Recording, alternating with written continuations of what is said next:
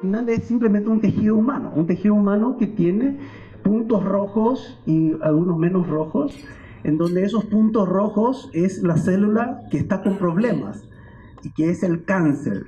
Y el cáncer que empieza a invadir el tejido y mata el tejido, ¿verdad? ¿Qué es lo que sucede aquí? Que en un simple tejido hay una lucha encarnizada de las cuestiones de las células positivas contra las negativas. Y eso me quedó muy grabado. Mi padre, como científico, yo me divertía viendo esto como uno, como jugando, ¿verdad? Y el científico siempre bien duro dice, no, eso es un tejido de alguien que murió y donde el tejido rojo, el punto rojo, mató todo el tejido. Hubo una metástasis y eso me generó un conflicto, porque ahí uno en la arquitectura puede entender el lado artístico, el arte como un lugar donde uno sueña, pero también está el lado mensurable, el científico. O sea, la arquitectura siempre pone un pie en el arte y un pie en la ciencia, en donde aparece un poco todo lo mensurable, ¿verdad? Pero también lo inconmensurable es súper interesante. Ese equilibrio es donde nosotros nadamos, nos movemos como es el deseo, ¿verdad? En ese mismo contexto, uno puede hacer una analogía de la escala. De un tejido, de una piel, uno pasa a un territorio, a una ciudad. Y queremos ser parte de los puntos positivos o negativos al intervenir la ciudad. Es la pregunta que les hago. Queremos ser parte de poder generar la destrucción del tejido urbano, geográfico, territorial, o ser parte de un aporte al lugar. Esta asunción que va creciendo de una forma muy desordenada y con dos problemas que tenemos hoy en Latinoamérica de falta de planificación, etcétera, etcétera. Era un poco hacer una analogía, un poco de cómo hasta los pequeños detalles son importantes para una intervención, positiva o negativa.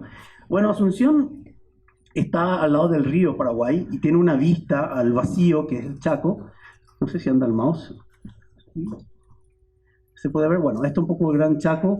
La vista de Asunción desde el Chaco es el lugar más poblado. Y acá podemos ver un poco los paisajes que tenemos, que siempre es de muchos lagos, ríos, y una belleza impresionante, en donde podemos ver esta conexión de lo natural, un territorio lleno de vida, de oportunidades, etc. Hoy día estos fueron desmantelados, estos lugares por circunvalatorias, rutas donde metemos el auto como el elemento importante para llegar a la ciudad, y van desapareciendo estas maravillas. Yo no digo que no tengamos que hacer las rutas, sino cómo hacerlas, sino cómo pensamos los lugares que intervenimos. Por supuesto, sobrevive igual un lugar tan rico como Asunción, con su aura verde de árboles, con flores, etc. Entonces, bueno, son un poco algunas imágenes de donde nosotros trabajamos y donde somos. Como somos bilingües, le voy a enseñar algunas palabras en guaraní. Tecó es una palabra muy linda. Nosotros nos saludamos en Paraguay, Bae Tecó, ¿cómo estás? Como es un saludo cotidiano. Y siempre te responden Iporá, que significa belleza, estoy bien. Por más que estés mal, es una respuesta espontánea. Pero Tecó es una palabra que significa espíritu, alma. Entonces siempre la pregunta es, ¿cómo está tu espíritu? ¿Cómo está tu alma? ¿Cómo está tu ser? ¿Verdad? Es lo más importante. Y bueno, acá tenemos lo típico en Paraguay es tomar tereré, que es la hierba mate con agua fría. De hecho, estoy tomando ahora caliente por mi garganta. Y bueno, y acá estos artesanos que me regalan estos recipientes de cerámica, en donde uno puede ver esta pequeña imperfección, que a mí me encanta, porque siempre como diseñadores preferimos que esté recto, ¿verdad? Que esté perfecto, pero sin esa deformación se me cae el recipiente y se me rompe, porque tiene mucha humedad y suda. Entonces, este elogio de la imperfección a mí me parece muy interesante. A veces estamos buscando la belleza platónica, que siempre a veces perjudican esa búsqueda, y hay veces que hay cosas que son cotidianas que realmente hacen al lugar, a las personas, a ciertas características. A mí me parece que yo valoro mucho esas pequeñas cosas. Este árbol evidentemente es un mango. Bueno, allá yo sé que es una planta que no es nativa, pero para nosotros es importante por el calor que tenemos. 40 grados tenemos en este momento, o 38 normalmente. Y esto es un oasis para nosotros, la sombra, el espacio intermedio, esta calle de piedra en donde el agua vuelve a las napas, en donde el verde se genera naturalmente. Hoy día eso desaparece y aparecen los asfaltos, un lugar más caliente, más tóxico, menos. Entonces todas estas cosas a mí me parece que deberíamos repensar o mirar en nuestros lugares, que a veces estamos mirando mucho para afuera con el bombardeo del internet o del Pinterest. Y yo les digo que ya veo que son muchos estudiantes que no se desarraigan tanto, ¿verdad? Es como que hay que ver también lo que uno tiene alrededor. El ibirá es el árbol en Paraguay, que es una palabra compuesta muy linda. Ibirá es el árbol que realmente significa, es agua, es tierra. El árbol es la consecuencia de un lugar con agua. O sea, el nombre del árbol es muy lindo porque realmente es un lugar que tiene una tierra que tiene agua. Y acá está el concepto de reciprocidad. El agua, la tierra le presta un lugar al árbol que se nutre y nos genera oxígeno, vida, y después vuelve a la tierra. Cuando cortamos el árbol y los llevamos a otro lado, desaparece ese círculo. Simplemente como esa palabra me parece como que sintetiza esa búsqueda filosófica de lo que nosotros pretendemos.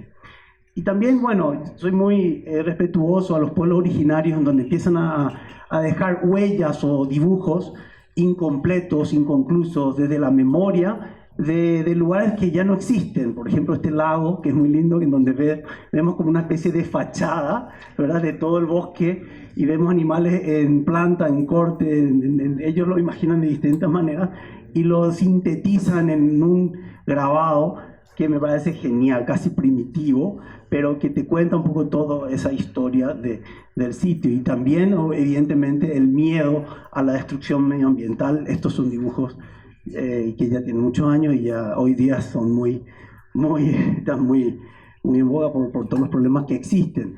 Bueno, Paraguay es un país que supuestamente desde el punto de vista económico dicen que está bien, porque está como en un momento de un boom económico. Yo siempre pienso a analizar a qué costo este movimiento agrícola, ganadero, donde aparece una destrucción medioambiental muy fuerte, a qué costo estamos bien. Es un poco la pregunta, ¿verdad? Entonces, tal vez habría que siempre analizar cómo actuamos en los sitios, ¿verdad?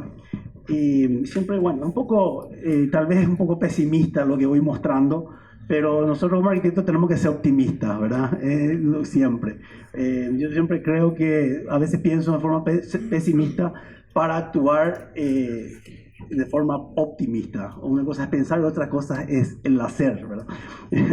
Bueno, acá tenemos también, bueno, evidentemente no tenemos huracanes ni una serie de problemas que hay en otros países, pero sí tenemos el problema del agua que sube, que inunda todo, que la gente no espera al Estado, simplemente ya se ubica encima de sus construcciones, en donde después con un barco puede llegar a su lugar. Y estas son, por ejemplo, soluciones muy lindas en donde también podemos aprender, y esto no son arquitectos. Por supuesto, la diferencia de clases es muy fuerte, la corrupción de nuestros gobernantes. Acá se puede ver el contraste más que elocuente. Esto era la casa de un expresidente que era un militar. Pero la característica del paraguayo siempre es muy simple, muy sencillo, bajo un mango, bajo una pérgola, tomando su tereré sobre un suelo de tierra. Estos son lugares que la mayoría de los paraguayos tienen en los interiores. Y también cito, para terminar la parte de la introducción de este paseo por Paraguay, también los pueblos originarios, los ayoreos que están en el norte, en un lugar árido cerca de Bolivia, donde prácticamente es inhóspito vivir ahí, y cómo ellos tienen ciertas nociones de cómo habitar un territorio de una forma inteligente, utilizando lo que tienen a su disposición, usando la naturaleza para generar refugio fresco, la tierra que está como van cerrando estas juntas de troncos, con un poco de cactus. Hay muchos cactus que tienen una savia y generan como un lodo. O sea, hay algunas cuestiones que de repente me parecen súper interesantes rescatar de cómo ellos van resolviendo desde un lugar y cómo ellos ven un lugar, ¿verdad? Entonces, creo que son pequeñas cosas que a mí me interesan. Aquí podemos ver algo muy interesante, esta silla se llama Pamoy, que bueno, cuando fue Alejandro Aravena, un arquitecto chileno, Pritzker a Paraguay, se quedó enamorado de esta silla y después lo produjo en Italia. Pero realmente es una cinta de caraguatá, una planta en lugar de un tejido que realmente es una silla que al final ellos lo utilizan para llevar el alimento al hijo, para subir, bajar la miel, y lo puede transportar. ¿Quién querría tener una silla y lo puedes llevar a todos lados? O sea, yo no llevaría esta silla para irme a mi casa. O sea, es de un alto diseño y con plantas del sitio. O sea, si nosotros podemos entender la arquitectura como ellos hacen un pamoy, donde con tan poco, con algo tan simple y con un lindo diseño, la silla, que es una línea, ¿verdad? Alejandro, me acuerdo que dibujaba en la síntesis de la silla con 3 palitos, como dibujamos los niños, como un niño, 3 palitos la síntesis de la silla, y se quedó realmente sorprendido cuando dijo, no, es una línea, son 3 líneas. Y me quedó grabado de esa charla porque él siempre cuenta eso. Bueno, coñone es la palabra que ellos dan al hombre blanco. Significa hombre que hace cosas sin sentido. Me parece muy linda esa palabra. Ahí podemos ver cómo van perdiendo su lugar y cómo la agricultura y la ganadería lo van empujando a estos pueblos. Bueno, por supuesto la visita de Le Corbusier, también mirando un poco algo externo. A veces es interesante cuando viene alguien de afuera y te dice que tenés interesante en tu lugar o en tu país. Y él vino simplemente en un viaje y dibujó esto en Asunción en 1929, en donde aparece un poco el horizonte, el agua, la tierra colorada, el árbol, las personas que realmente habitan este sitio, y decía que aquí no hay que hacer nada. Él venía de una crítica a Buenos Aires muy fuerte, en donde se quejaba de los alaustres italianos, la influencia europea, y hace un paseo a Asunción, ida y vuelta, y queda maravillado por la no contaminación, vamos a decir, europea, en un lugar que era el centro o el corazón de Sudamérica. Bueno, esos colores que dibuja Le Corbusier están diseminados en todo nuestro territorio. Tenemos estos árboles, los talleres, las piedras, etc. Y bueno, yo no puedo dejar, antes de mostrar un poco algunas cosas, citarle a 2 personas que me parece que son referentes muy importantes. En Paraguay siempre hablo del obrador y de la carpintería. El obrador es el estudio de Solano Benítez, en donde aquí yo descubrí una cantidad de los mayores experimentos de exploración en arquitectura que se hicieron, que yo vi en mi vida, en donde aparece también esta idea de la prueba del error, de la creatividad, de usar lo que uno tiene con poco dinero o explorando las capacidades del material. Y bueno, y la carpintería es un poco el laboratorio de arquitectura de Javier Corbalán, donde él tiene otra mirada un poco más de carpintero, del detalle, de cómo se ensamblan, pero con una visión tal vez más estética, un poco más pensada. Solano realmente sus espacios son como consecuencia de todas sus investigaciones, y es como que desde lo desconocido le gusta indagar en lo desconocido, y Javier es lo contrario, que desde lo conocido lo vuelve desconocido. Son como el yin y el yang para mí, que tengo el honor de ser muy amigo de ellos, y estos lugares son fantásticos, en donde uno puede ver una cantidad de inventos y de exploraciones que son impresionantes. Siempre le hago un homenaje a ellos, que son grandes arquitectos de Paraguay, y creo que valdría la pena que lo inviten. Bueno, dentro de este mundo de materiales que a mí me interesa, porque tenemos los paraguayos grandes maestros constructores de ladrillos, de piedra, son grandes maestros, y bueno, me gusta esa relación con la gente. Soy padrino de los hijos de mis maestros, nosotros construimos nuestros trabajos, entonces siempre estamos como en el ida y vuelta con ellos. Y bueno, y todos estos materiales, estas texturas, esta luz, estos materiales que están como diseminados en el territorio, creo que nosotros siempre estamos como explorando desde pequeñas cosas que pueden ser un suelo, una pieza para el agua, un lavabo, una bacha, en donde aparece esta posibilidad de usar el material que tiene vida propia, ¿verdad? Evidentemente esto al mojarse cambia de color, tiene peso, geometría. También empezamos a explorar con otros diseños. Y bueno, ese dominio del material, de sus características, ellos te van enseñando dónde se puede romper. Si uno agarra un mazo y rompe una piedra, te puedes romper la mano, pero ellos te dicen dónde romperlo. El carpintero que te enseña dónde los nudos están, no pongas un clavo. O sea, esa ida y vuelta, yo les recomiendo siempre que vayan a indagar sobre cómo ellos manejan y ese conocimiento hace que podamos diseñar con mucho más propiedad, ¿verdad? Bueno, evidentemente, acá siempre muestro esta imagen que realmente eran como pequeñas paredes con rajas que necesitamos ventilación y luz, pero cuando terminamos estaba como medio inclinado y el maestro decía, no, pero la próxima te hacemos mejor. Además, es demasiado bonito, queda feo. Cuando es muy perfecto, es como que nos volvemos como histéricos. Y lo dejamos así, ¿verdad? Es como que esa imperfección es, que es una riqueza un poco de ciertas cosas que me parecen, a mí me encantan cuando no están todo tan perfecto.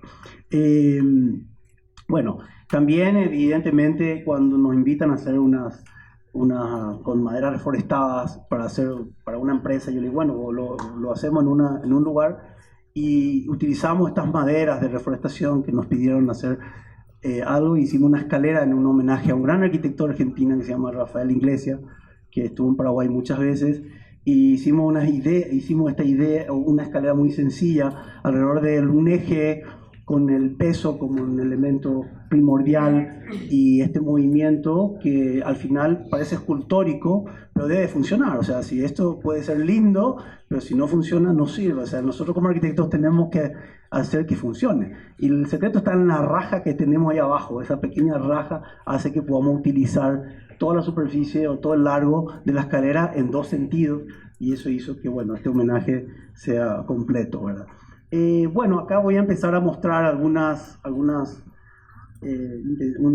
obras o algunos trabajos que hemos hecho. Esto ya tiene bastante años, no mis primeros proyectos, que aquí es donde entendí un poco, teníamos este encargo de una vivienda con la vista del lago Ipacaraí, un lago muy lindo en Paraguay, en donde no quería, yo veía lo que hacían muchos, en donde se apropiaban un poco de las vistas y uno tenía que eludir a una vivienda para ver un poco eso, y la gente que vivía ahí no podía ver el lago, que es muy lindo, en una calle, y me pareció que era interesante tal vez que podamos semi-enterrarnos para tener ese respeto hacia las personas que están caminando. O sea, ahí aprendí un poco, aparte de utilizar lo que teníamos en el sitio, es que todo hecho privado es público siempre. No es que uno simplemente le tiene que hacer feliz a su cliente, sino lo que nosotros hacemos en un lugar afecta a los demás. Entonces, bueno, esta idea de encontrar el material y, bueno, generar un poco con ese material, ese refugio, con un elemento, un muro, que con ese concepto del pamoy era al mismo tiempo estructura, al mismo tiempo era un muro de contención, al mismo tiempo era un muro que realmente siempre estaba frío, ¿no? En sombra, y era como un aire acondicionado, y generamos esta vivienda muy, muy ventilada, que bueno, fue uno de mis primeros trabajos, que evidentemente existe una destrucción en un sitio. A mí siempre me preocupa cómo impactamos en un lugar, y soñamos como redimirnos, ¿verdad?, en ese sitio, con el hecho arquitectónico, por lo menos esa es la intención, no siempre se logra eso. Bueno, aquí podemos ver los materiales que tenemos, que lo usamos de una forma, vamos a decir, hasta salvaje, en donde todo lo que los maestros del lugar podían regalarnos, nosotros íbamos explorando, y bueno, esta conexión interior, exterior, estas galerías, uno puede ver que uno puede sentir la vista del lago sin interrumpir un poco lo que ve la gente desde arriba. Bueno, a este muro que también es asiento y bueno, con pocos materiales generamos esta especie de estructura, un techo verde que genera un poco una inercia térmica y genera también la posibilidad de volver a poner la tierra en el mismo sitio, no tener que llevarlo a otro lado.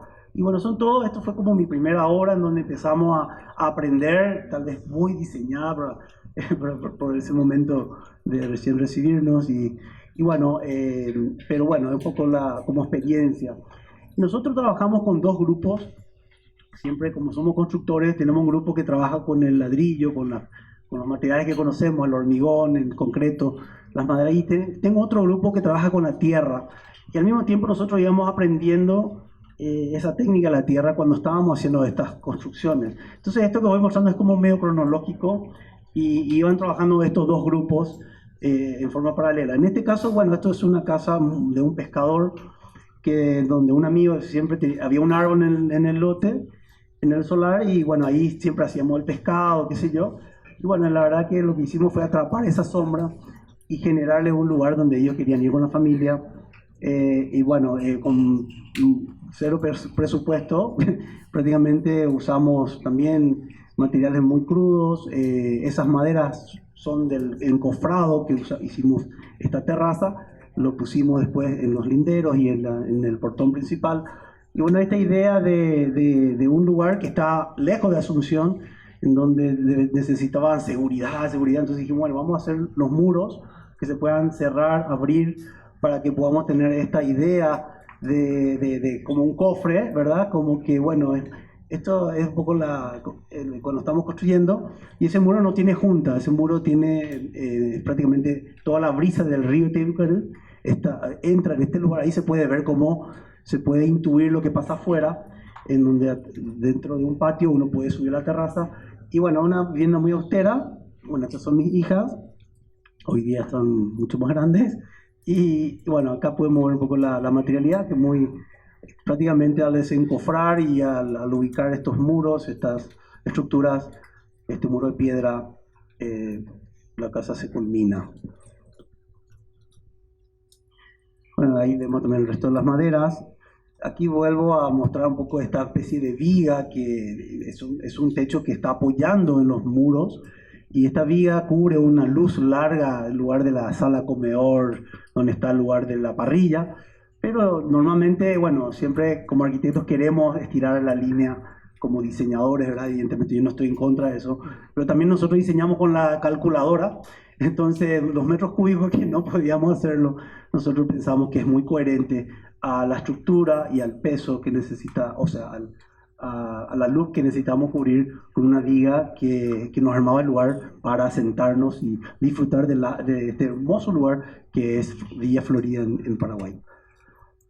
Bueno, en ese mismo momento empezamos a trabajar con este sistema en la experiencia Luque. Fue el primer, vamos a decir, yo lo llamo experiencia porque aquí con mucho entusiasmo fuimos a hacer una vivienda en un barrio marginal, donde ahí podemos ver los pedidos de los niños, siempre muros altos, poca luz, mucha luz y pocas aberturas porque eran lugares peligrosos. El más chiquitito tenía el concepto de la teoría del caos, seguro acá a la izquierda, y los otros tenían un poco una idea de una vivienda. Estos chicos, la madre les abandona, va a trabajar a Buenos Aires y queda con el padre. Y bueno, y aparece un poco esta vivienda en un lugar que trabajamos con la gente de la comunidad. Hicimos un proyecto con ellos, aprendimos un sistema del tapial, donde todas las tierras que sacábamos del lugar generamos todas vamos a decir, los pozos para toda la instalación, etcétera, los cimientos. Y bueno, aprendimos a hacer muros, y bueno, simplemente hicimos esta experiencia con la gente, donde empezamos a entender otros conceptos que empezaban a sumar a todo lo que íbamos aprendiendo, esta idea de qué sentido le damos a lo que hacemos, el sentido de comunidad y también el concepto de solidaridad que quedó muy arraigado en muchos chicos que estuvieron trabajando con nosotros. Y bueno, fue una experiencia que tal vez, bueno, ahí empezamos a hacer amistad con Solano.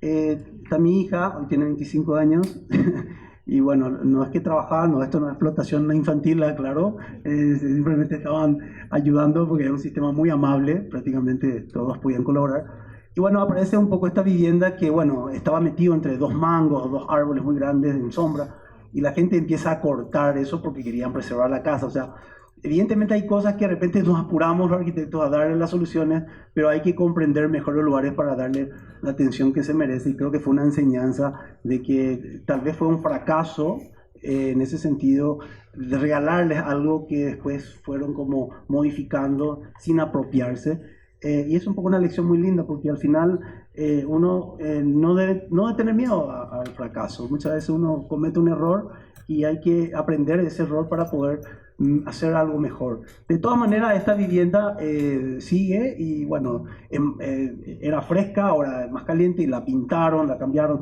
un poco y perdió un poco ese sentido que nosotros buscábamos. Al mismo tiempo, con esta idea de, bueno, aprendimos el sistema de tierra. No sé cómo estamos en el tiempo, yo hoy tengo muchos, si quiero hacer una interrupción me avisan, a veces me agarro y no paro. Es que me quedan 4 cosas más y bueno, después podemos hacer preguntas si quieren, sin problema. Bueno, esta vivienda se llama Arapitu, que significa atmósfera. Es una palabra compuesta en guaraní que Ara es día, Pitu es gris oscuro. En la cosmovisión guaraní el lugar preferido durante el día es la oscuridad, por el infierno que tenemos del calor, entonces siempre, eso es la palabra atmósfera, el lugar donde comemos, donde podemos conversar. Y ahí podemos ver la foto aérea de donde la vivienda está metida y teníamos el pedido de no echar árboles. Y realmente aquí es como se entiende cómo fuimos como tal vez esta influencia científica, ¿verdad? De empezar a analizar qué árboles, dónde están los grandes árboles nativos y qué podemos sacar, qué no. Y nos movíamos dentro de ese lugar con esta idea de una vivienda en donde esta especie de C son estructurales y los espacios entre las C eran las partes sociales. Las C eran más íntimas en los dormitorios. Aparece un poco esta función de un lugar, sala, comedor, acá hay un árbol, estos son dormitorios que miran para acá, otros dormitorios que miran para allá, un poco, son como 2 patios, y también tenemos una topografía que uno va como ubicándose en el sitio, o sea, es una casa que en planta se mueve, vamos a decir, en base a lo existente, y también se acomoda en corte. Entonces, que genera un poco estas ventilaciones cruzadas y los espacios que nosotros... Acá podemos ver sistemas constructivos, no, son simplemente ladrillos, muros de 30 que atajan un techo, y aparece esta exuberancia, ¿verdad? De una atmósfera, de la naturaleza que se inserta en el sentido de pertinencia, esta idea de usar los materiales, los maestros que tenemos. Este piso es todo de piedra, una piedra de una ciudad cercana de este sitio, en donde eran desperdicios de cortes de pisos para piscinas, y con eso nosotros trajimos unas camionadas y hicimos con los constructores un hermoso piso de piedra, en donde a mí me pareció, ahí aprendí algo muy interesante, que hoy día se habla mucho, que es la economía circular, ¿verdad? En donde la gente, bueno, acá podemos ver algunas imágenes de esta casa, que no es la casa en el bosque, sino el bosque en la casa, más o menos. Uno va descubriendo árboles. Y esta idea de que, bueno, el material es casi un regalo y de buena calidad, porque es un desperdicio, y donde se paga más a las personas, el artesano, el constructor, el maestro que construye esto. Normalmente los arquitectos queremos hacer una vivienda y compramos el porcelanato más costoso y le pedimos un descuento al maestro, ¿verdad? Es increíble. Pero acá el costo del piso era muy inferior y el costo de la mano obra mucho más que lo que normalmente se coloca. Y lo mismo en la ecuación cerraba en un número muy económico. Y eso hacía que la gente podía estar en sus lugares y no tener que salir de sus pueblos para poder de repente, cuando trabajamos con la piedra, ese tipo de cosas a mí me parecen muy interesantes.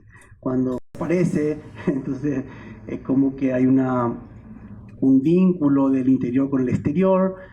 Todas las maderas y la estructura son de quebracho, del otro lado del río, ahí cerca, y los restos nosotros usamos como banco, armamos unas barras. No me considero un diseñador de muebles ni de nada, pero siempre utilizo lo que... Imagínense que en este caso sobró una puerta y se convirtió en mesa. No es muy, muy lindo, pero es muy útil. Y bueno, de repente hacemos este tipo empezamos a esconder algunos lugares que no son interesantes, y ahí vemos una piedra que está ahí agarrado, porque si no es muy pesado, con una estructura muy sencilla, y bueno, esta especie de interior-exterior, bueno, hasta la bañera, todo está hecho con el material. Y bueno, y aquí vemos cómo también la topografía va contando el espacio, ¿verdad? uno va llegando al fondo y uno tiene otra altura, el techo se mantiene al mismo nivel, y bueno, genera esta idea vertical en donde el bosque uno siente. Y por supuesto en la parte del techo también una idea de, bueno, de generar alimentos y de ver qué se produce en un lugar así. Bueno, es increíble la exuberancia. Esto va cambiando color, etcétera. Y bueno, también en la pandemia se hizo como también se plantaron alimentos, etcétera, etcétera. Esto es como está ahora, y esto fue cuando estaba en una construcción. Mientras se estaba haciendo, aparecía toda esta exuberancia. Al mismo tiempo, teníamos el encargo con este otro grupo de maestros de trabajar en un lugar fuera de Asunción, en un lugar a, sí, a 180 kilómetros de Asunción, Piridebuy, para una familia campesina. Y bueno, en un lugar muy lindo, con un arroyo, y vimos que, bueno, a veces me gusta descubrir qué pasa en un lugar, y vimos esta idea del Takuru. Takuru en guaraní es el termitero, es un poco el refugio de la reina, de la termita, que tiene una protección en el exterior, ¿verdad? Pero también una ventilación en el interior. Bueno, la idea era cómo hacemos un Takuru, ¿verdad? Entonces empezamos a trabajar. Acá hay algunos dibujos donde se puede ver el proyecto, en donde aparecen estos muros de tierra. También acá hay un corte donde también exploramos con el tema de la ventilación subsuelo, porque no teníamos presupuesto. Teníamos un presupuesto para hacer una vivienda de 2 dormitorios, y eran 14 los integrantes, los hijos de esta pareja, una señora. Entonces dijimos, vamos a hacer de tierra y vamos a ver si podemos producir más dormitorios, pero sin aire acondicionado, sin nada. O sea, es un lugar donde teníamos que entender un poco todo esto, los límites económicos. Bueno, entonces hicimos 2 sistemas, un sistema de ladrillos de tierra, y el sistema de tapial, que bueno, aquí se ve lo más inclinado, que realmente lo que hicimos fue regalarles un tajamar para sus animales. Tajamar le llamamos nosotros un reservorio de agua, y con esa misma tierra construir la casa. Entonces la logística era prácticamente cero. Prácticamente el 87% de los materiales es del mismo sitio, y trajimos solamente, bueno, acá un poco la idea de armar la parte social o de la familia en este A, y B eran los dormitorios de los hijos, y C el dormitorio de los padres. Y bueno, empezamos a pensar en estas ventilaciones, al sol. Acá vemos un poco los sistemas, el tajamar. Esta idea de armar las bóvedas era por la logística. Evidentemente, si teníamos ladrillos y muros, no podíamos acceder ni chapas, ni tejas, ni nada. Y bueno, entonces pensamos en esta idea de las bóvedas con estos ladrillos. Pueden ver la tierra colorada del lugar. Esta tierra es magnífica, tiene la arcilla justa, vamos a decir, las condiciones justas para, prácticamente no se usa cemento. Bueno, aparecen algunos elementos de cementos, solamente para como canales o como dinteles, y aquí empezamos a trabar un poco el sistema para que eso no se vaya abriendo. Bueno, acá tengo un poco algunas imágenes de esta vivienda. Podemos ver todos los dormitorios y cómo fue terminado. Bueno, los chicos que van y dibujan y me regalan. Acá podemos ver el sistema de ventilación, subsuelo. Bueno, se puede ver que la vivienda, uno ingresa a una especie de patio donde hay árboles. De ahí absorbemos el aire más fresco, y eso se va como una serpentina y va saliendo. Si tenemos 40 grados, bajo los árboles por lo menos 3 grados menos, y después eso va como entrando con una diferencia de 10 grados. Entonces prácticamente sin aire acondicionado teníamos los lugares más frescos. Acá los dormitorios de la familia.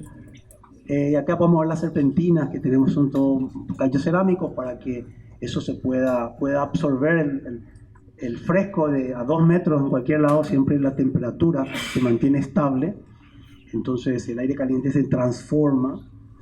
Y bueno, también dijimos, vamos a tratar con las aguas, que tenemos un arroyo, teníamos unos pisos de piedra en la zona. Y bueno, aparece esta vivienda bastante austera, casi románica, ¿verdad? Donde la penumbra es un poco esta especie de atmósfera necesaria para un clima como el nuestro. Y el bajo impacto, esta penumbra. Bueno, aquí aparece la economía circular también como un elemento. Esa luz filtrada necesaria, etcétera, etcétera.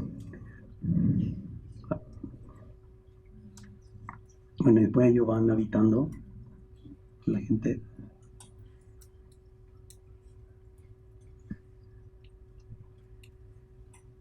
Bueno, realmente tengo muchas cosas todavía por lo visto. Creo que tengo 3 trabajos más o 4. ¿Aguantan? ¿Cómo estamos en tiempo, profesor? ¿Estamos bien? Si me dicen, pues vamos a cortar porque a veces se hace largo. Bueno, acá yo muestro este trabajo porque también, así como trabajamos en ámbitos rurales o particulares, también me llegan pedidos, que a veces esos pedidos que no queremos, ¿verdad? Este problema que hay en todas las ciudades, por lo menos en Latinoamérica, en todas partes, donde el crecimiento, esta especie de housing que lo vi en México, lo vi en Brasil, lo vi en, que realmente es como lugares interminables en donde aparecen los duplex o los chalets anónimos. Y bueno, tuve un pedido de eso, ¿verdad? Tuve como un pedido de hacer en 4 terrenos, esto que tenemos aquí, los chalets uno al lado de otro, me encargaban que haga el chalet más lindo del barrio, más o menos eso, ¿verdad? Y que querían vender, y bueno, teníamos que entender un poco el lugar, que era un lugar lleno con algunos árboles, y a mí no me parecía interesante de que cada uno se pueda apropiar de un lugar. Acá teníamos una calle, y acá teníamos otra calle, y me parecía muy lindo de que podamos integrar todo eso. Pero ¿cómo le decía eso al cliente? Vamos a que todos disfruten del terreno. Entonces tenemos que entrarle con los números. Acá tenemos 8, te vamos a hacer 14 con el mismo precio y vas a ganar más. Entonces es como una especie de juego que también no le estamos mintiendo. Realmente lo que dijimos fue que tal vez podamos hacer departamentos sin ascensores ni nada, que podamos encargarnos de generar esta idea de una habitabilidad distinta, donde todos se puedan conocer, donde todos se puedan saludar, donde todos puedan volver a enamorarse, etcétera. Entonces generamos un poco esta idea de meternos dentro de este lugar. Estos son dibujos que de repente hago en cualquier lado, pero que se entiende un poco con esto. Lo convencí, por eso muestro esto, y él decía, mira, qué bueno puede ser tener terraza y tener parrilla, y es lo que yo quería escuchar. Eso era música para mis oídos. Y ahí podemos ver un poco el lugar, ¿verdad? Donde tenemos todos aquí se está formando, ahí vemos los duples, los chalets, están desmantelando lugares muy lindos, llenos de verde. Y bueno, nuestra idea era, aquí se puede ver cómo fuimos metiendo esta especie de volúmenes, unos sobre otros, evidentemente económicos, evidentemente con poco dinero, con el dinero que teníamos que tirar, y generamos los suelos, los muros. Empezamos a entender que, bueno, todos estos árboles podíamos disfrutar, podíamos de entender que, bueno, la intimidad teníamos que, perdón, abrir, pensar un poco eso también, y bueno, aparece como un espacio bastante amable desde el punto de vista del clima.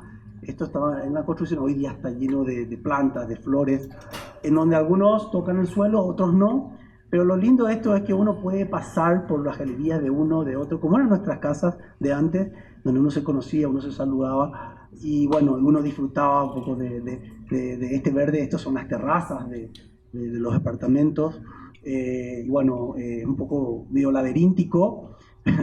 Hay como varios accesos, y aparecen ahí vemos una persona que te puede saludar, abajo hay una parrilla, se juntan, uno va cruzando, a veces se queda a comer, a veces pasa de largo, y bueno, es un poco la idea de generar lo que ellos querían, pero de otra manera, ¿verdad?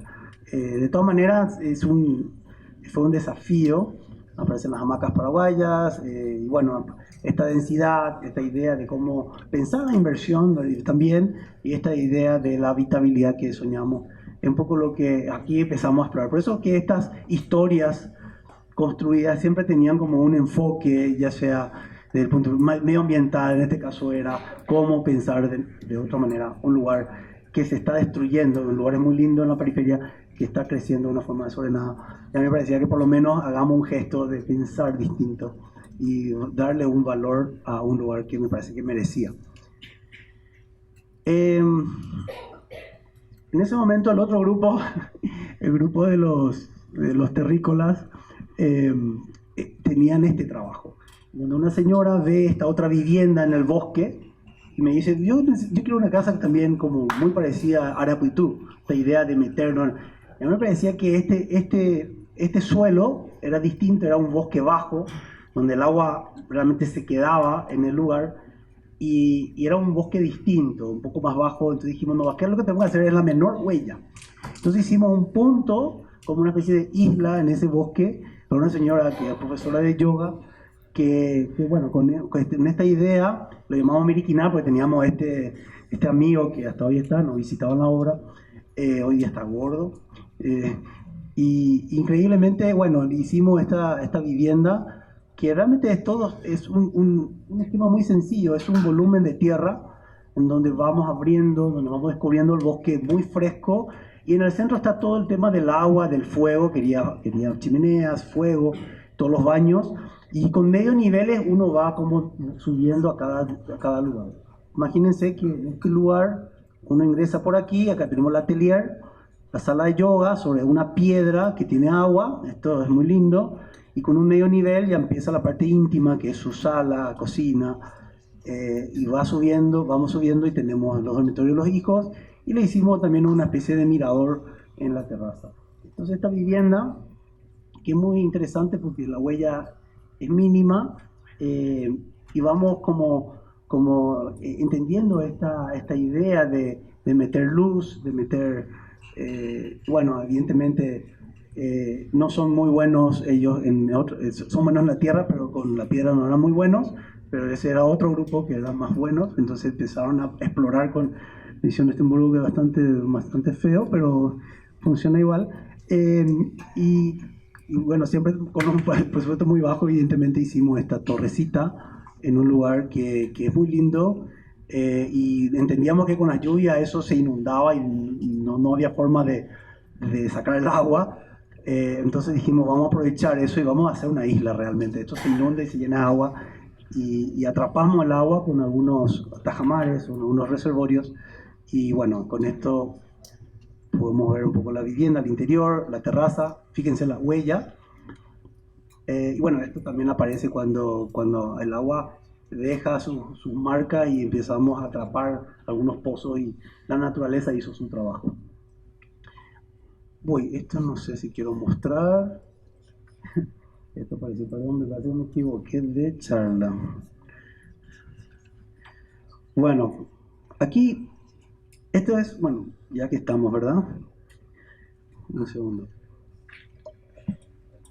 Bueno, esta es una vivienda en un barrio, es otro lugar que realmente a los arquitectos no nos gusta mucho, que son los barrios cerrados, estos barrios que parecen como, yo los llamo no lugares con todo respeto, porque realmente es como son lugares que se transforman en paraísos y donde están desligados del territorio, del lugar, pero siempre uno no se niega al pariente, al amigo, y uno tiene que trabajar con hasta con esa condición de darle un poco lo que ellos se merecen como amigos, es un pedido de honor, ¿verdad? Que te den un trabajo, como vemos la gente. Entonces hicimos una vivienda que se llama Vivienda Pacha, donde también nosotros aprovechamos y exploramos un poco, ¿verdad? Decimos, bueno, vamos a hacer esta vivienda donde ellos querían intimidad en un lugar que era todo abierto, no hay límites, no hay cerco, y tenían miedo de esa integración, y yo le quería convencer que compren un terreno afuera, en el pueblo, pero se metieron en un barrio.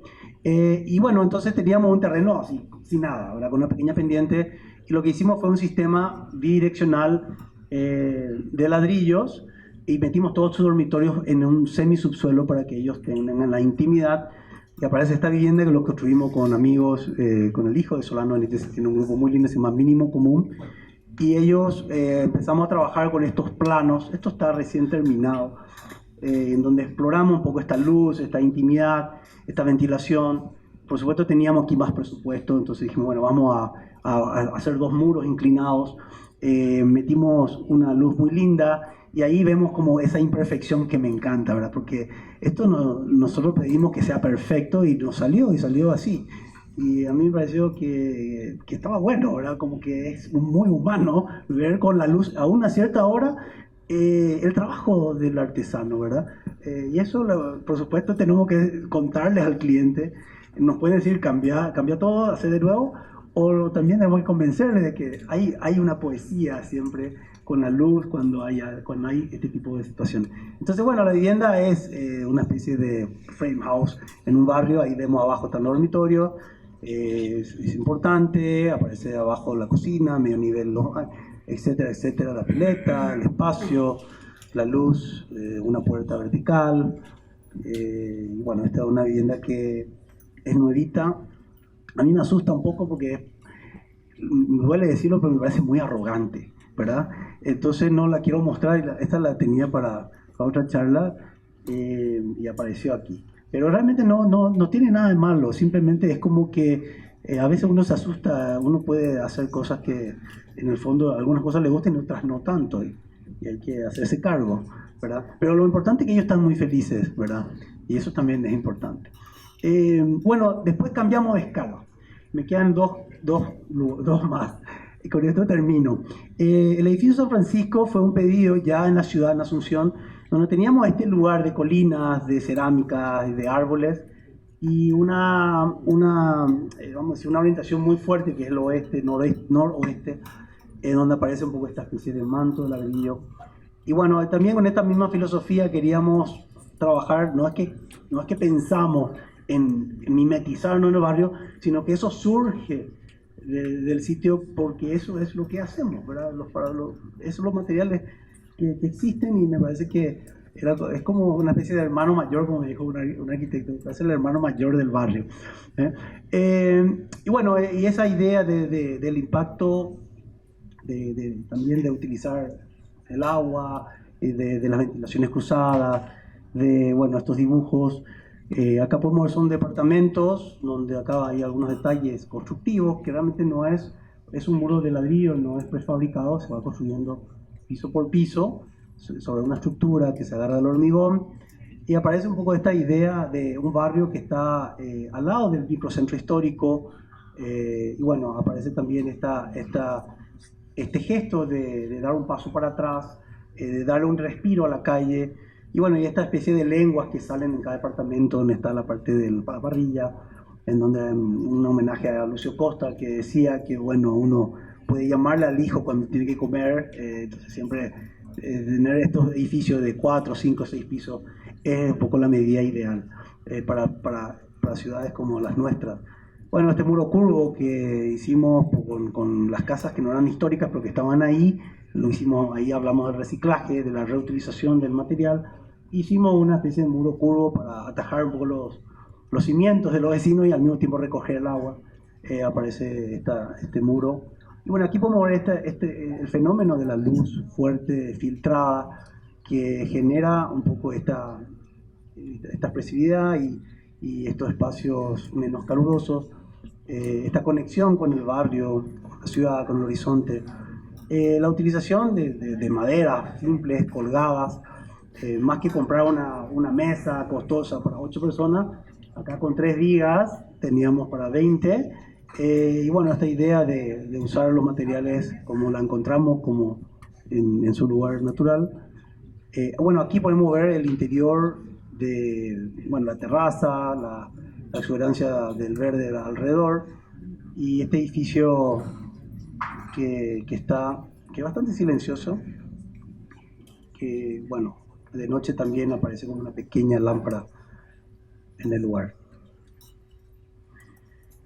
Bueno, para terminar, el desafío era, bueno, los maestros de ladrillo y de hormigón estaban haciendo edificios y nosotros nosotros tenemos que hacer también uno. Era un poco la insistencia del otro grupo, que dijimos, bueno, esto era un poco más difícil porque la tierra como que se lo siente más rural, pero lo increíble de la tierra es que es muy amable, es muy silencioso, su construcción prácticamente no produce polvo, y decía que bueno, se puede hacer un edificio en la ciudad de Asunción para, creo que, empezar a trabajar con algo que realmente es muy bueno como desde el punto de vista de inercia térmica, económica, etc.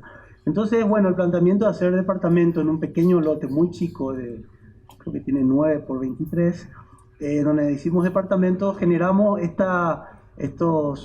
esta idea de meter la tierra sobre unas estructuras, y las estructuras como botas, vamos a decir, deberíamos tener los autos, porque las regulaciones nos pedían tener autos.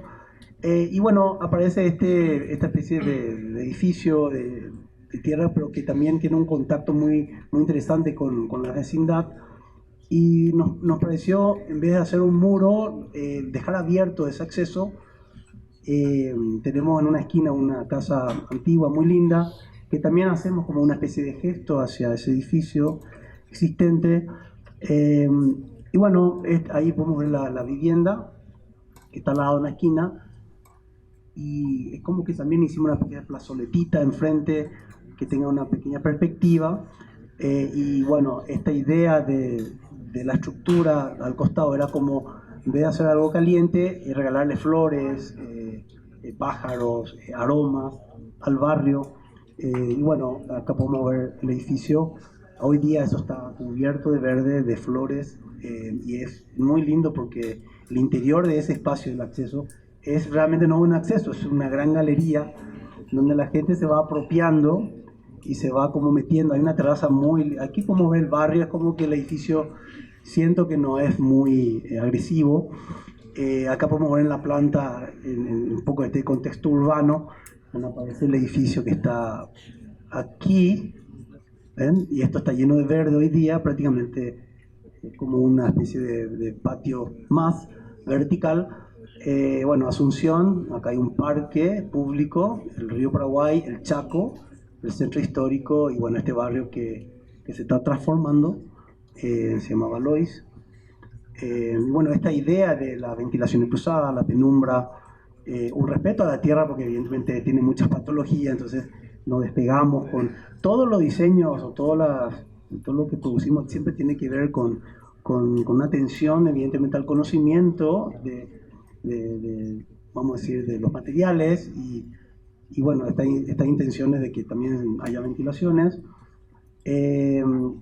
Bueno, lo lindo es que todos los vecinos aquí se hablan, se conocen, se saludan, se prestan cosas, ahí aparecen las hamacas, realmente usan mucho.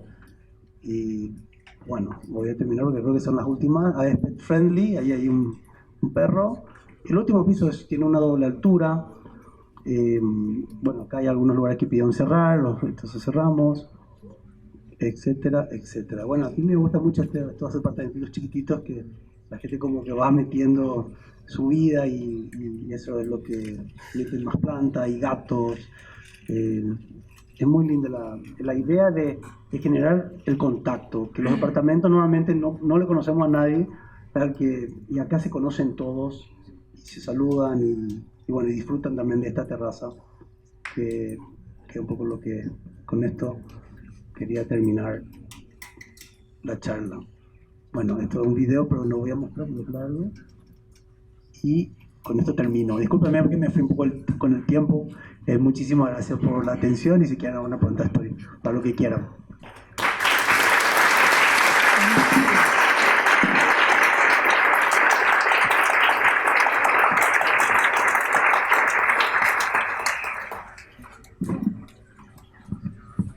Bueno,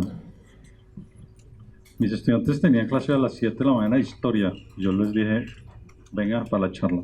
Sin duda alguna, con respeto de todos mis colegas profesores, estar en una presentación como la que ha hecho José es una sesión de aprendizaje que creo que vale mucho más que hablar de otras cosas en los cursos que tenemos, que seguramente podremos recuperar. Ha sido una charla muy, muy, muy ilustrativa, muy bonita, muy sensible.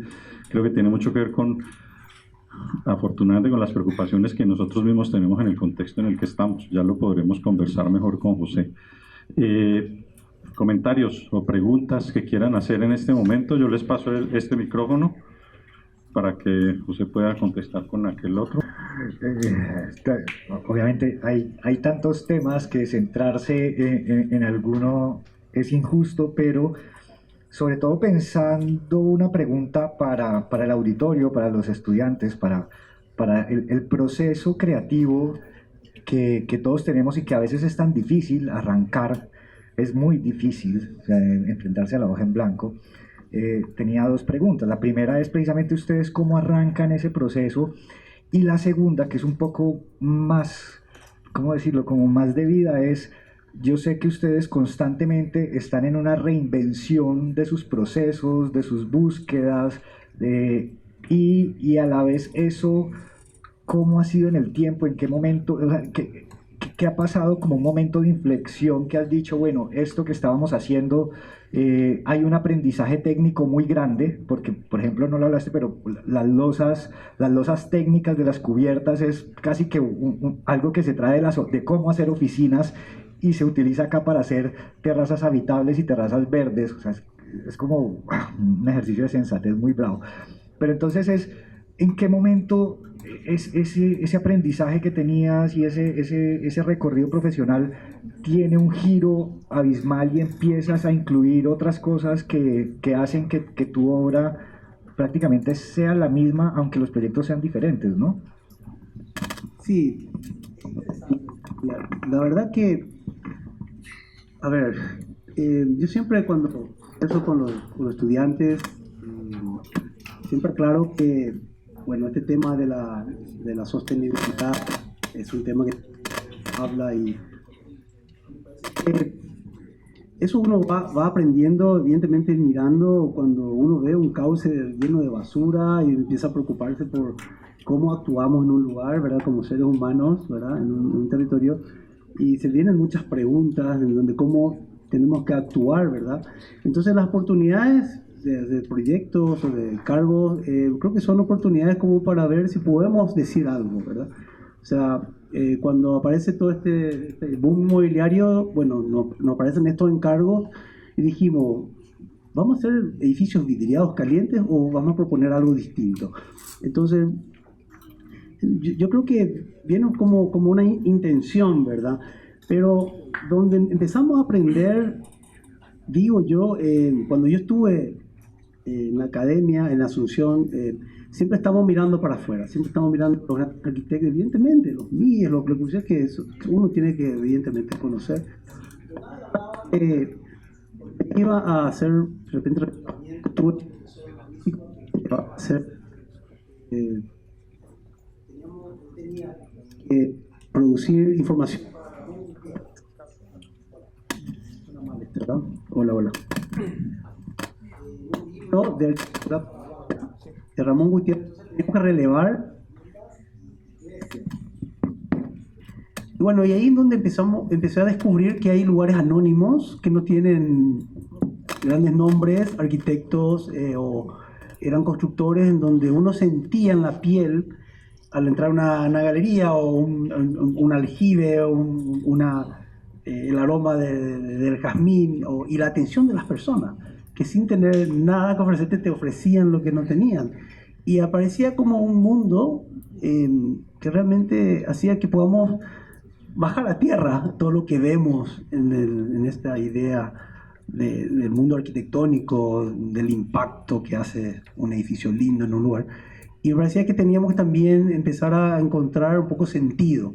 ¿Y dónde encontramos sentido? Cuando empezamos a estudiar arquitectura, yo, por suerte, estaba en una situación que tenía que sobrevivir, ¿verdad? Entonces tenía que trabajar y lo que hacía era construir en el barrio. ¿Y qué hacía? Arreglaba pequeñas cosas. Había una ventana para la señora que no tenía luz, o la cocina que estaba mal terminada, lo ampliábamos, y ahí empezamos a entender que realmente influíamos en mejorar la vida de las personas. Y en el barrio había una cantidad de viviendas que no van a creer la cantidad de trabajo que tenía. Desde una gotera, desde una vereda rota, desde un baño nuevo, y empezaron a venir los encargos en la construcción. Y siempre veíamos que la gente podía pagar eso. A veces lo queremos recibir, no queremos hacer un estudio y esperar el gran encargo. Yo les digo que no. Los barrios, y todos los barrios, yo les puedo asegurar que en cada barrio, todas las casas, todas necesitan una atención. Y ahí es donde uno tiene el ida y vuelta con el plomero, con el carpintero, y por supuesto muchos problemas también. De repente hay cosas que funcionan y otras no te salen bien. Y bueno, y ahí es donde uno empieza a entender un poco el oficio, ¿verdad? ¿Para qué estamos? Y después desaprender. Hay veces que teníamos en la mente cosas que decían, ¿para qué hacemos esto? Y eso hay que...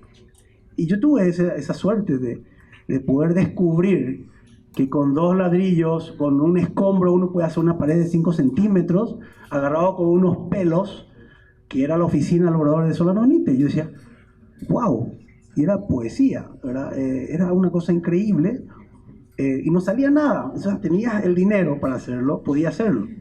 Y bueno, un poco viene por ahí, no sé si te respondí la pregunta, pero hay una cantidad de hechos que hacen que uno encuentre ese nicho de interés y que es lo que cada uno va a hacer en su vida, ¿verdad? Cada uno va descubriendo qué le interesa y qué no le interesa, para producir lo que uno cree, ¿verdad? Y ser coherentes con lo que uno dice y con lo que uno hace, que es lo que me hizo ir a la academia, porque yo no me siento académico, pero siempre me desilusionaba ver a un profesor que hablaba algo y que hacía otra cosa.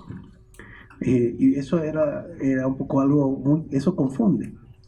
Entonces me parece que por ahí viene un poco esa... Yo dije de entrada que esto no es un manifiesto, es simplemente una filosofía de trabajo, es como siento y así como veo otros que hacen cosas distintas que son admirables también, y uno siempre está en ese proceso de aprendizaje. Y para terminar, me acuerdo que me catalogan como arquitecto verde, y yo siempre le aclaro que sí puede ser verde, no por los dólares, pero sí por la inmadurez, ¿verdad? Me siento inmaduro, ¿verdad? Siempre la manzana nunca si se pone colorada es que me tengo que retirar. Siempre está verde, estamos siempre curiosos y aprendiendo de los procesos y de lo que yo pueda hoy descubrir con Salvador con quien me pueda enseñar algo. Y eso es lo que yo les recomiendo, estén atentos y disfruten de algo tan lindo como es la arquitectura, ¿verdad? Hola, muchas gracias por la charla, ha sido súper interesante. Hay una pregunta que siempre me hago es, está bien, uno hace la obra, pero ¿qué pasa con el paso del tiempo? De ser esa permanencia de la obra en cuanto a todos los temas de humedad, de filtración, de la misma vejez de los materiales. ¿Cómo se plantea esa durabilidad de la obra para que se conserve? Además, pues del hecho que el humano pues lo va a transformar. Pero digamos que uno se encuentra después de un tiempo de que muchas de estas obras tienen demasiadas patologías para poder resolver. ¿Cómo lo hacen ustedes? Es decir, ¿ustedes también están insertando ese tema ancestral de la impermeabilización o cómo lo hacen para que se garantice esa durabilidad? Bueno, es un tema muy interesante porque por eso hablo de filosofía de trabajo. Yo no digo que estoy en contra de la tecnología y de los nuevos productos, sino que pienso que hay maneras de trabajar que pueden ser un aporte como la tierra para personas que no dispongan el dinero para comprar un doble, triple vidrio anti-UV o un sistema de techos solares, etcétera. O sea, hay una tecnología verde, ¿verdad? Pero también hay una construcción tradicional que también con el tiempo es como la pasta de la nona, ¿verdad? Vamos a decir, ¿verdad? Que siempre se perduró por mucho tiempo y que deberíamos nosotros, si vamos a hacer algo nuevo, que la vara esté bien alta, que evidentemente la pasta de la nona no era mala, era la mejor, y entonces a partir de ahí uno tiene que resolver los problemas. Yo creo que cuando uno construye, tiene que tener, evidentemente no tiene que tener goteras, evidentemente no tiene que tener problemas de humedad, uno tiene que prestar atención donde uno vive. Pero también yo no estoy en contra del envejecimiento de los materiales. A mí me parece que es muy digno cuando se envejecen. A mí me parece muy digno cuando... Por eso ya es una postura, ¿verdad? O sea, nos vamos a Florencia y nos maravillamos con todos los pisos de mármol. Son viejos, están ahí, de todo el mundo. Son de Egipto, de no sé dónde. pero en nuestra casa queremos poner porcelanato, no creemos nuestras piedras, ¿verdad? O sea, yo creo que tenemos que probar también lo que tenemos, que podemos hacer que brillen como brilla en Florencia por el paso del tiempo. Y bueno, por lo menos en mi caso, estas viviendas en los interiores, yo siempre soy un poco más, ¿cómo se puede decir? No quiero que evidentemente tenga pocoteras ni problemas, ¿verdad? En el exterior no me desagrada. Es como que uno va afuera y parece que está metido en el bosque, pero en el interior evidentemente enceramos el piso, limpiamos todo. O sea, uno no puede estar con el hongo en la garganta. O sea, evidentemente tenemos que, para eso construimos, ¿verdad? Pero sí es una... es para charlarlo con más tiempo, ¿verdad? Porque claro que no estoy en contra de la tecnología, pero siempre creo que cuando hablamos de arquitectura de verde o de sostenible, siento que siempre es de bajo presupuesto. O si no, no alcanza a la gente. Solamente un sector puede contratar a ese tipo de arquitectos bioclimáticos, etcétera. Me acuerdo de una charla de Soto de Moura en Italia, en Venecia. Él decía que solamente los suizos pueden ser ecológicos, porque tienen dinero para poder hacerlo. Pero yo disiento con eso, porque tenemos una cantidad de información en nuestros lugares, como los ayoreos, que nos cuentan que se puede hacer algo con poco dinero. Y les puedo asegurar que esos lugares de los ayoreos son frescos. ¿Tendrán goteras? Tendrán goteras. Pero ahí está la solución, tener el barro y la tierra y lo resolves nuevamente. Es una manera económica de poder resolver el problema. Yo te puedo asegurar que en lugares donde hay muchas necesidades, lo que menos importa es una gotera. Es simplemente tener un techo, un piso, unos muros que pueda estar un buen refugio para tu familia. Y hay maneras en donde se pueden hacer, no con mucho dinero. Es lo que yo creo, ¿verdad? No digo que eso sea una ley, ¿verdad? Buenos días, arquitecto. Tenía una pregunta. Con el tiempo me he cuestionado un poco la palabra creatividad, ¿sí? En el sentido de que algunos estudiantes pues ven como la creatividad como la meta pues para llegar a ella a partir de los proyectos arquitectónicos, pero yo veo acá como un enfoque muy técnico también, muy técnico, que devela como cierta poética y ciertas atmósferas, ¿no? Muy sensibles y muy particulares.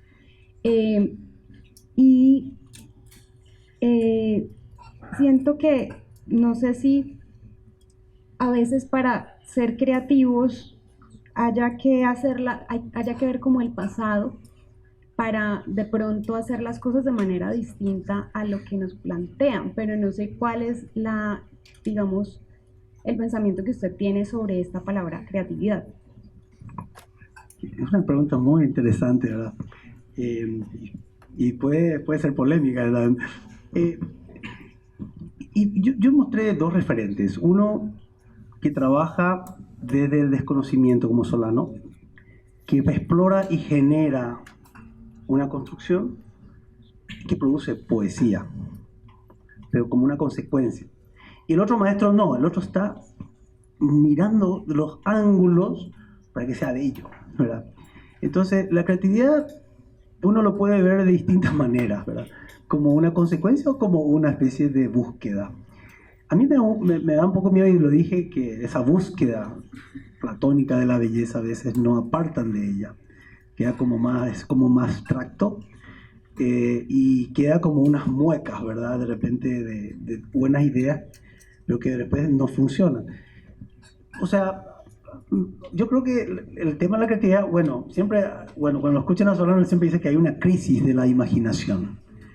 Porque realmente hay una crisis de la imaginación. Estamos como saturados de bombardeos, de ejemplos y de información que hace que no podamos tener ese tiempo para dar espesor a las cosas y generar algo que tenga eso, que tenga más espesor, que tenga un poco más de de tiempo, ¿verdad? Hoy hay una crisis, yo sumaría una crisis de tiempo. Parece que queremos ver el proyecto de una y tenemos que mostrar de una, ¿verdad? Y perdimos la sorpresa. A mí, o sea, por eso son criterios. A mí me encanta descubrir, me encanta que uno llegue a Arapitú y no sepa qué hay en el dormitorio B. Cuando encuentre es otro árbol y el otro tiene otro espacio y bueno, esa es una manera de ver un proyecto, como también hay otras maneras.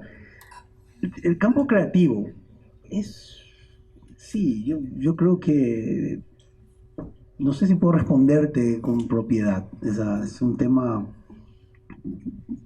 que es muy interesante, pero no sé si puedo responderte con mucho criterio. Bueno, yo creo que ahí en lo que nos mostró José hay un montón de ideas implícitas sobre lo que es creatividad, de todos modos. Buenos días, José, ¿cómo estás? Admiro mucho tu obra. Creo que hoy que estaba saliendo para acá pensaba que me he preguntado toda la vida cuánto tiempo se demora uno en volverse arquitecto y creo que con una charla como la tuya uno cree que le falta todavía mucho. Y es cierto porque este tipo de cosas lo que hacen es que uno se mantenga es como moviéndose y caminando hacia búsquedas, ¿no? Y yo traigo una pregunta que me hago todos los días con respecto a la arquitectura, la manera de ver la arquitectura de nosotros. A mí me gustaría saber, para vos, cuál es la diferencia entre técnica y tecnología en la arquitectura. Bueno, yo quiero entender que la arquitectura es la historia de la técnica, ¿verdad? Es como que un proceso desde el hombre de las cavernas, después aparecen los sumerios, una cantidad de las primeras ciudades, hay como una especie de evolución de ciertas técnicas, ¿verdad? Pero bueno, sinceramente no sé, sinceramente puedo estar equivocado, porque habría que estudiar bien las palabras, los significados bien, porque tecnología lo siento como más actual, ¿verdad? Es como que evidentemente esto no es una oda al pasado, siempre tenemos que mirar para el futuro, ¿verdad? Y evidentemente aparece una tecnología nueva que te va a dar herramientas nuevas, porque al final lo que tenemos que es seguir investigando, ¿verdad?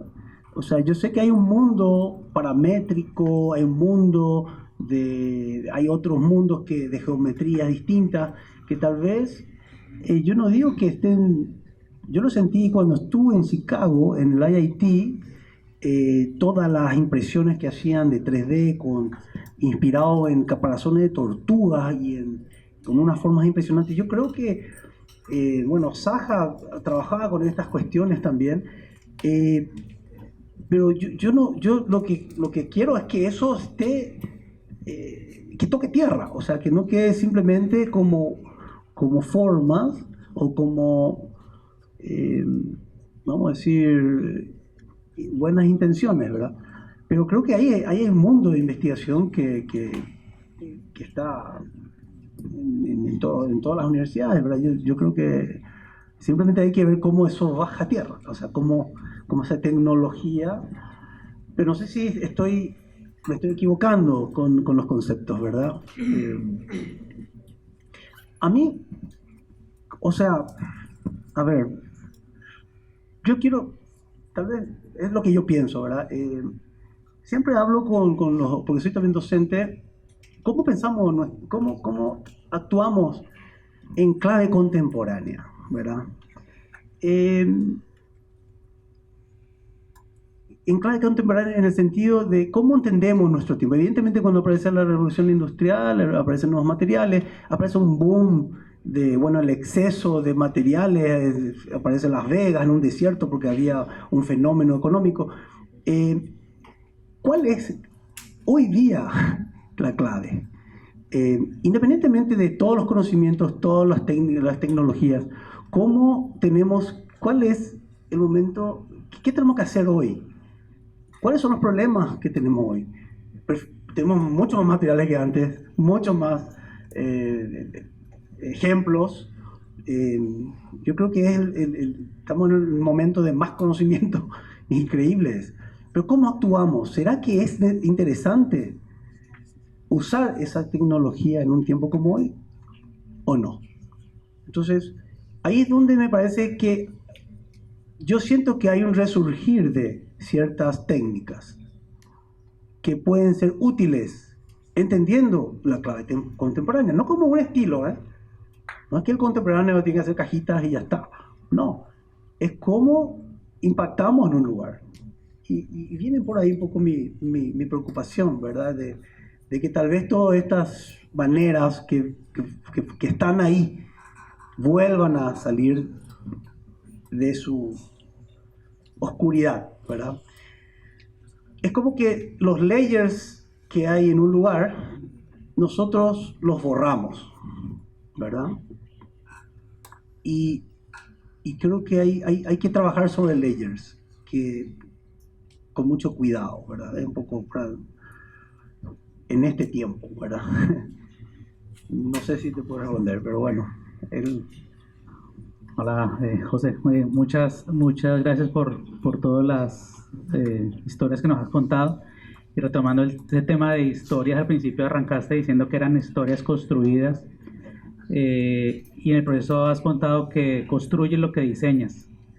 Entonces, un poco era como, quería saber si en el proceso creativo, un poco también retomando lo que por acá han preguntado, en ese proceso de diseño, hay una idea inicial que en la construcción, y al poder construir lo mismo, pues obviamente a uno le pasa cuando construye, hay ajustes de cambios en ese proceso, o sea, de la construcción, o hay un inicio que se va desarrollando simplemente ya pensado, o tienes cambios en ese proceso.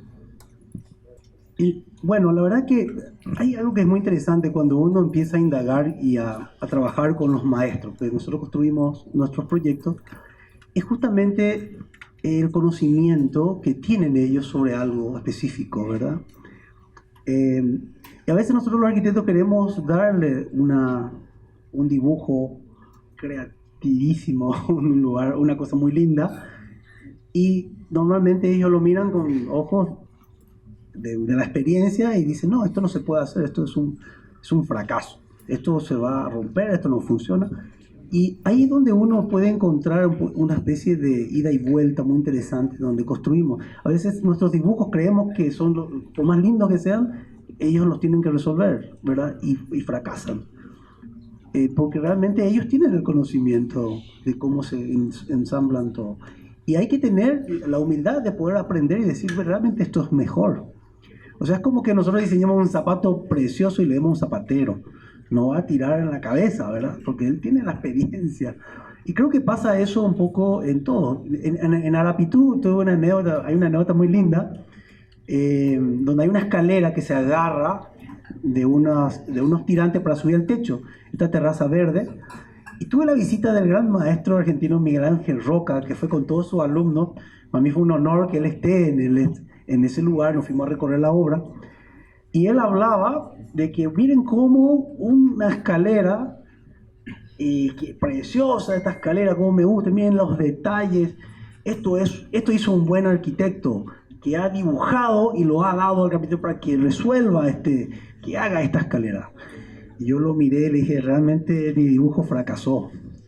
El mío fue espantoso. El mío, realmente, yo hice una escalera que realmente no funcionaba, realmente se caía, se quebraba.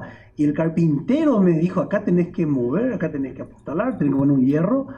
Y quedó una cosa, unos peldaños que vuelan, que no se van a romper. Y los alumnos miraron, estaban todos con el maestro, y el maestro dijo, bueno, eso es un acto de humildad. Entonces, reconocer que realmente fue malo tú, y cambió de tema, pero era muy orgulloso. Entonces, es así, hay veces que podemos equivocar. Por eso que yo siempre recomiendo que cuando más conocimientos tengamos de los lugares, de los materiales, y de las personas, creo que son condimentos para cocinar mejor, ¿verdad? O sea, al final lo que queremos es hacer una buena cocina, ¿verdad? No el McDonald's, sino algo con sabor, algo con tiempo, algo con... No sé si más o menos te respondí de cómo está la creatividad, a veces va por muchos caminos.